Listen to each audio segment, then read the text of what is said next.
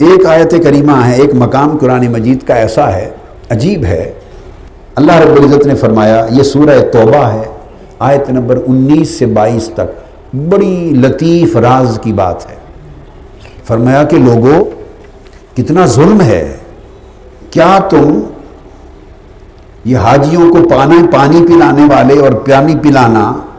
اور کعبۃ اللہ کی مسجد کی مجاورت کرنا اور اس کی دیکھ بھال کرنا، یعنی کعبے کی گدی نشینی، یہ قریش میں نسلاً بعد نسلاً چلی آ رہی تھی، دور جاہلیت میں بعثت محمدی صلی اللہ علیہ وسلم سے بھی پہلے سے ہمیشہ چلی آ رہی تھی۔ یعنی یہ کعبے کی گدی نشینی، مجاورت، اس کے نظام انتظام و انصرام کو سنبھالنا، اس کی چابی کو سنبھالنا، اس کے تمام بندوبست کو سنبھالنا، کیا تم نے اس عمل کو اور اس منصب کو ان لوگوں کے برابر سمجھ لیا ہے جو سچے دل سے اللہ پہ ایمان لائے اور آخرت پر ایمان لائے، اور ایمان ایسا لائے کہ خدا کی راہ میں پھر جان و مال انہوں نے لٹا دیے؟ کہ اللہ پر سچے دل سے ایمان لانے والے،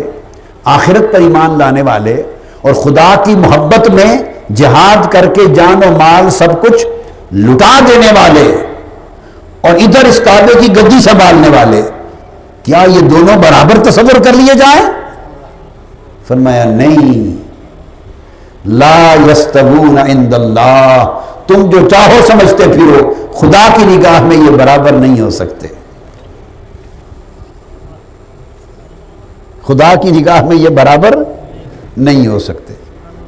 تو اللہ رب العزت نے تو اگر ایمان محبت والا نہ ہو، کامل نہ ہو، اعمال صالحہ نہ ہو، آخرت پر یقین کامل نہ ہو، جان و مال کی قربانی نہ ہو، زہد نہ ہو، اور خدا سے تعلق، رجوع اور محبت کامل نہ ہو، تو خدا نے تو کعبے کی گدی نشینی کو کسی کھاتے میں نہیں ڈالا۔ اگر ایمان کامل نہ ہو، اعمال صالحہ نہ ہو، اللہ کی رضا مطلوب نہ ہو، آخرت پر یقین کامل نہ ہو، اور خدا سے تعلق اپنے عمل ظاہر اور باطن کے ساتھ مضبوط نہ ہو، مبنی بر محبت اور زہد اور ورع اور تقوی، اگر یہ میراث اور دولت پاس نہ ہو تو رب نے تو کعبے کی گدی نشینی کو بھی اس کے مقابلے میں کچھ نہیں سمجھا۔ تو ہم تو بقایا گدی نشینیوں پر ہی ناز کرتے رہتے ہیں اور گھمڑ کرتے رہتے ہیں، میں گدی نشین ہوں، میں گدی نشین ہوں، سارے ہی گدی نشین ہیں۔ خدا نے کہا یہ میرے گھر کے گدی نشین، کیا یہ برابر ہو گئے ان لوگوں کے جنہوں نے مجھ سے ایمان کے سودے کر لیے، جنہوں نے اپنی پوری زندگیاں میرے حکم اور طاعت میں بسر کر دی، اور جن کے یقین آخرت پر قائم ہو گئے کہ ان میں متزلزل وہ نہیں ہوتے، اور جنہوں نے مال و جان سب کچھ میری رضا پہ لٹا دیا۔ پھر فرمایا یہ کہہ کر لا یستوون عند اللہ، اللہ کی نگاہ میں کبھی یہ برابر نہیں ہو سکتے۔ پوچھتے تو باری تعالیٰ، آپ نے اتنا تو فرمایا یہ دونوں برابر نہیں ہو سکتے، تو افضل کون ہے حقیقت میں؟ تو کس کو چاہتا ہے؟ اگلی آیت میں فرمایا الذین آمنوا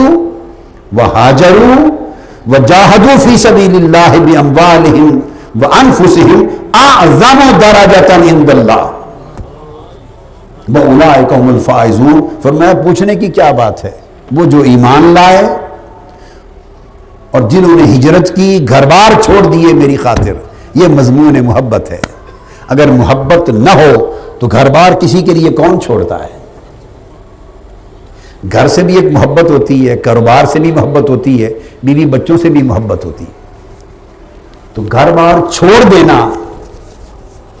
کسی کے لیے، جس کا مطلب ہے گھر بار اور بیوی بچوں کی محبت کو قربان کر دیا۔ تو اتنی بڑی محبت یوں ہی تو قربان نہیں ہو جاتی جب تک اس کے مقابلے میں کوئی اس سے بڑی لذت والی محبت نہ کھڑی ہو، جب تک اس کے مقابلے میں کوئی زیادہ جاذبیت والی محبت، زیادہ پرکشش محبت نہ ہو جو اس محبت کے سارے زنجیر توڑ ڈالے اور کھینچ کے لے جائے۔ تو فرمایا جنہوں نے ایمان لانے کے بعد ہجرت کر دی، گھر بار چھوڑ دیے، تو گھر بار چھوڑا تھا، ابھی جان تو نہیں چھوڑی تھی، گھر بار کی قربانی دی تھی تو ہجرت ہوئی۔ پھر فرمایا وجاہدوا فی سبیل اللہ، بِأَمْوَالِهِمْ وَأَنفُسِهِمْ، پھر اللہ کی راہ میں جو کمائے تھے مال وہ بھی لٹا دیے اور اپنی جانیں بھی لٹا دی۔ فرمایا تو جن لوگوں کا تعلق میرے ساتھ ایسا ہے وہ اعظم درجۃ عند اللہ، اللہ کی بارگاہ میں ان کے درجے بڑے بلند ہیں اور وہی کامیاب و کامران ہیں۔ ان کے لیے پھر اللہ پاک نے فرمایا ان کو خوشخبریاں دیتا ہے ان کا رب، اپنی طرف سے خاص رحمت کی خوشخبری دیتا ہے اور اپنی خاص رضا کی خوشخبری دیتا ہے اور سدا بہار جنتوں کی خوشخبری دیتا ہے، وہ ان میں ہمیشہ ہمیشہ رہیں گے، اور ان جنتوں اور نعمتوں کے علاوہ پھر اللہ کے پاس ان کے لیے اور بھی بڑے اجر رکھے ہیں، بڑے اجر رکھے ہیں۔ تو آپ نے دیکھا یہ مضمون محبت بیان کیا اور موازنہ کر کے کہ کعبے کی خدمت و مجاورت بھی مجھ سے محبت کرنے والوں کے مقابلے میں کوئی شے نہیں ہے۔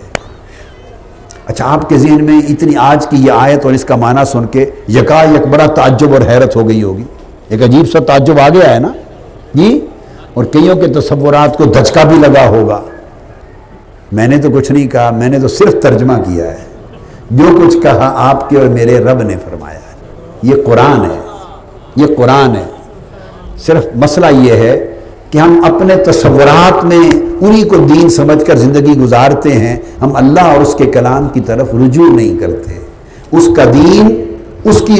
کلام سے نہیں سمجھتے، حضور کا دین حضور کے بیان سے نہیں سمجھتے۔